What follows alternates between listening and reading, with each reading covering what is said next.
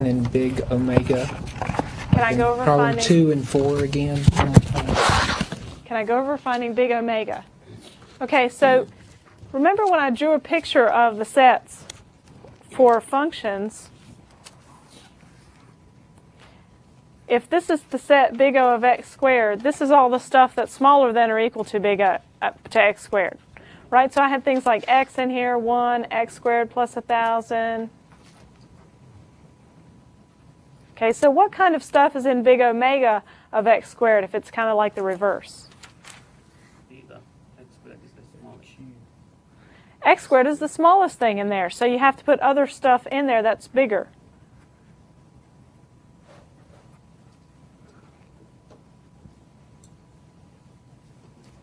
Okay, so if I want to say is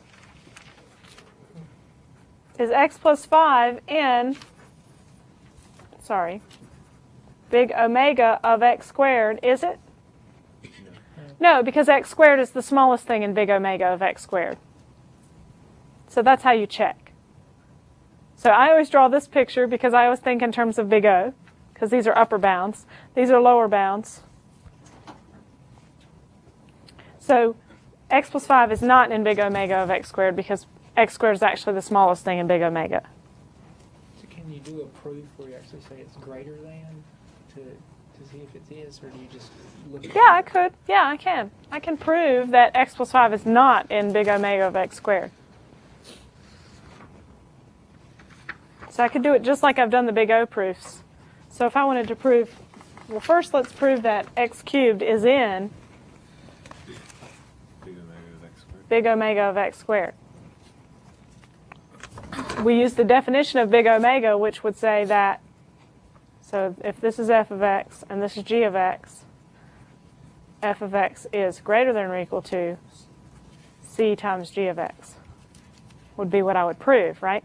So I just need to prove that x cubed is greater than or equal to x squared. Well, that's pretty, that's it. That's all the proof I need, right? Or I could divide both sides by x squared. I get x greater than or equal to 1. That works. Is big O the complement of big theta? They're two sets. Actually, that's a very good question. They're two sets.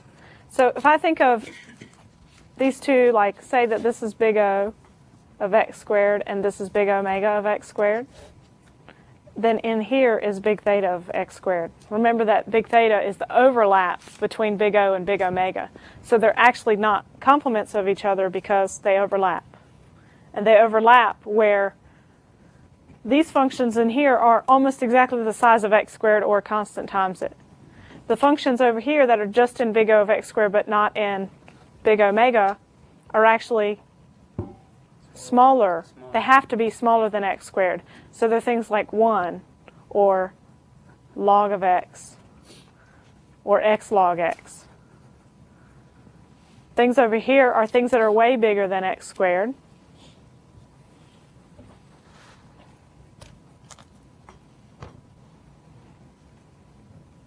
So they're not complements, they're actually, they do overlap. Where they overlap is big theta.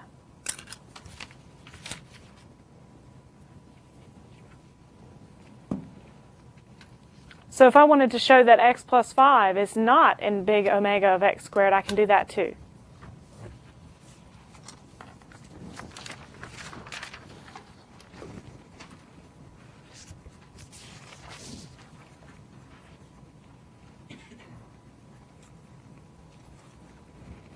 Okay, x plus 5 is not in big omega of x squared.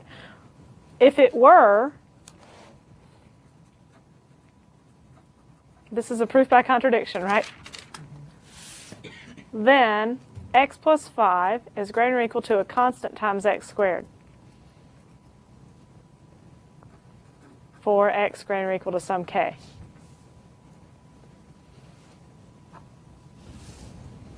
Right? This can never be true. No matter what c is, I can't make this small enough to make x plus 5 bigger than x squared.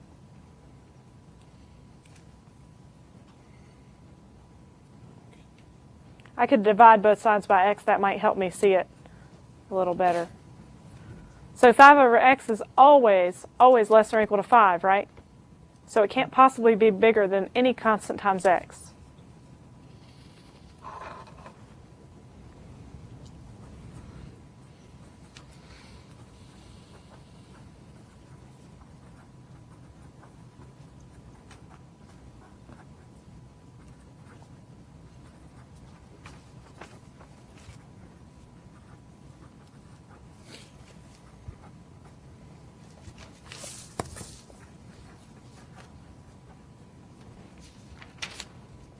So that's a proof. Multiply both sides by x and have 5 greater than or equal x squared, and that can never happen as well. Right. There's lots of ways you could prove this. So anything that shows that this doesn't work will work. Now, when you talk of, excuse me, the smallest big O estimate of, say, like n cubed plus 8n. Okay? If I want the smallest big O estimate of n cubed plus 8n, that would be n cubed. So when I ask for the smallest big O estimate, I'm asking you to do big theta, really. So if I do the smallest big O estimate for n cubed plus 8n, is what the function you gave me was, then that would be n cubed, is the big O estimate. So all it means is that I just didn't want you to put n factorial for every single function, right? Because almost everything I'm going to give you is going to be in big O of n factorial, because n factorial is bigger than most of the functions I put on your homework. I just didn't want you to put that. I want you to work and find the big O using the summation rules that I gave you.